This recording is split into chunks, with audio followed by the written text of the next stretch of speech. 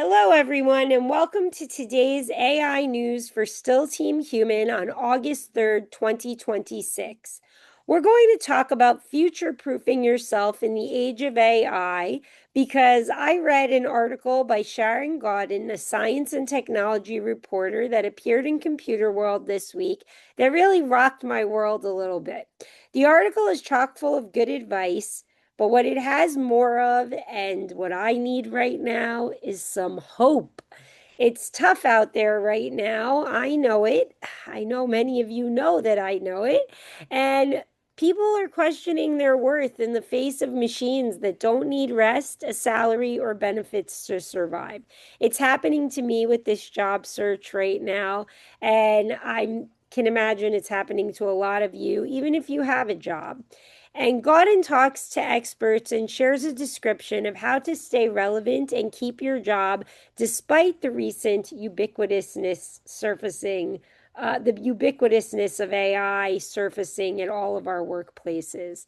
Now, if you want to hear about the worth that people bring, I get pretty personal and confessional style. Anyone who watched The Real World back in the day knows what I'm talking about with the confessional. I did our latest podcast for Still Team Human, all about that. What people really bring to the table and why I don't want machines replacing us altogether. So check that out. And in the meantime, I'm going to talk to you about Gowden's piece because, like I said, she talks to experts and shares a description of how to stay relevant and keep your job despite the AI that's everywhere. And what I like about this piece is that many people, sometimes myself included, wax philosophical about the dangers of AI. We talk about the fears we have about it, but we don't give people anything tangible that they can do to help themselves. And then you end up feeling helpless, which is terrible. And even some of these conversations that I've had or others have had intended to motivate you or show that we're on the side of you, the people, still has you feeling helpless because you don't know what to do about it. And what's great about this article is that it explains what to do about it. The article is broken down into a few topics. One of them is using AI like a tool successfully, and so that it really improves your work and workload. It shows you how to be more efficient while using AI, and then also how to make you seem smarter and do a better job than you've ever done before, like the best ways to use it. And it also gives you some advice and tips on how to avoid those hallucinations, the misinformation, so that you do really end up looking better for this. You look improved, you look like a great employee or a great leader. The other parts that of this piece that I found really interesting were the part about differentiating yourself from the machines on the job hunt. We're all kind of trying to do that, but this gave specifics on like the kinds of things you should put in your resume or what kinds of experiences you should be explaining to potential employers as you're looking for a new job now to show that you're able to do things the AI will never be able to do. And then one of the other parts that she talks about is how to handle the workload that comes with the new technology, which was very interesting. I know we've talked about this before, and I talk about it in this latest podcast as well. But the fact is, a lot of times these new technologies come and they're supposed to make our lives better and make us work less, and we end up working more.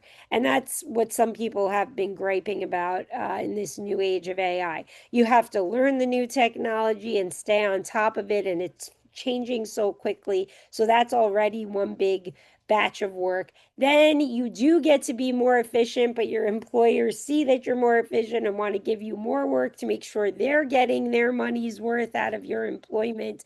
Or you just end up having like a much more ambitious plan for whatever you're set to do because the AI can help you and collaborate with you. And it means you're investing more time and effort anyway.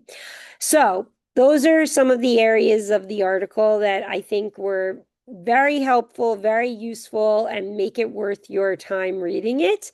What is best about this is that there are actionable items that you can start doing today, right after you finish reading the article, so that you feel less stressed and less helpless. And I have to say, it was very helpful for me, and I am definitely going to deploy some of these suggestions, even some of the ones that were very specific to people in the tech field.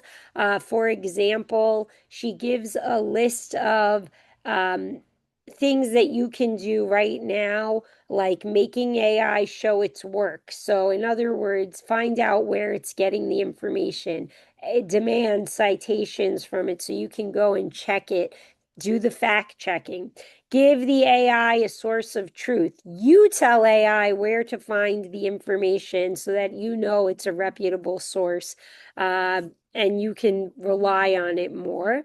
And then validate, validate, validate is what she wrote. And she writes, never let AI publish code directly to the main project without first reviewing and running it locally. Similarly, never take AI output and simply move it to the next person in the project. Every single AI output needs review. Amen. We can't be, sharing this stuff willy-nilly without any oversight. And we also have to be very careful. She uses the example of publishing code. For me, that would be publishing an article, without reviewing it, editing it, and fact checking it. And of course, don't be fooled by confidence because AI is trained to look confident and it tells you things as though it's all knowing. And the fact is that it's getting this information from what's on the internet, what's available to it, and that's really coming from human beings who are fallible. And so we all have to be very aware of that and very cautious. Anyway, main point, this is a great article for anyone who's been feeling helpless and wants some tangible activities, suggestions, recommendations that they can do to ensure they stay relevant in the age of AI. Is this going to guarantee you keep your job? No, but it is going to keep you on the cutting edge. It's going to keep you competitive, and it's going to give you a plan B if things don't work out. Maybe you'll launch a podcast of your own, like me, or some other venture in your field. In any case, I hope you read the article. I will leave the URL in the show notes, and I'll leave the URL also for the latest podcast, which I think is somewhat relevant about the worth of people at work. And then I want to hear from all of you. So please let me know what you think. If you agree that this is a great starting point to help yourself in this age of AI, please let me know. And if you disagree, all the better. Just let me know why and what you're doing to stay relevant. And we'll talk to you tomorrow with another edition of today's AI news. Thanks so much.